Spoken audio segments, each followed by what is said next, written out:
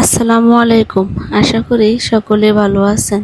আপনাদের দোয়ায় আলহামদুলিল্লাহ আমরা অনেক ভালো আছি। তো আজকে সকাল থেকে ব্লগটা স্টার্ট করলাম। সকালের নাস্তা থেকে শুরু করলাম, রুটি আর ডাল ভাজি করেছি, আর এদিকে বাচ্চাদের জন্য করেছি নুডলস। তো এদিকে আমি রুটিগুলোকে সেঁকে নিচ্ছি। আজকে ছিল হুজুরের খাবার, আমাদের ঘরে পড়েছিল। তো এদিকে সকালে আমি আমার মেয়েকে ঘুম থেকে তুলে হাত মুখ ধুয়ে পরিষ্কার করে ওকে খাবার খাইয়ে নিচ্ছি।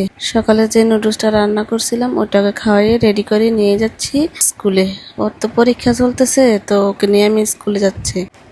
এই বৃষ্টির মধ্যেও স্কুলে যেতে হয়, কারণ পরীক্ষা আছে। তো আমার এই ভিডিওটি ভালো লাগলে লাইক, কমেন্ট ও পাশে থাকা সাবস্ক্রাইব বাটনে ক্লিক করে নোটিফিকেশনটি অন করে রাখবেন, তাহলে আমি ভিডিও সাথে সাথে আপনাদের কাছে পৌঁছে যাবে। আর এদিক থেকে আমি স্কুল থেকে আসার সময় কিছু বাজার করে নিয়ে আসছিলাম। এদিকে বাজার করে নিয়ে এসে কোটাকাটি করে রান্না করা হয়েছে। তো আজকে যেহেতু আমাদের হুজুরের খাবার, তো পাক করা হয়েছে মুরগির মাংস, করলা ভাজি, তার ডাল, মাছ, শুটকি তরকারিও ছিল। আর এদিকে আমরা সবাই একসাথে খাবার খেতে বসে গেছি। আশা করি আমার এই ভিডিওটি আপনাদের কাছে ভালো লাগবে।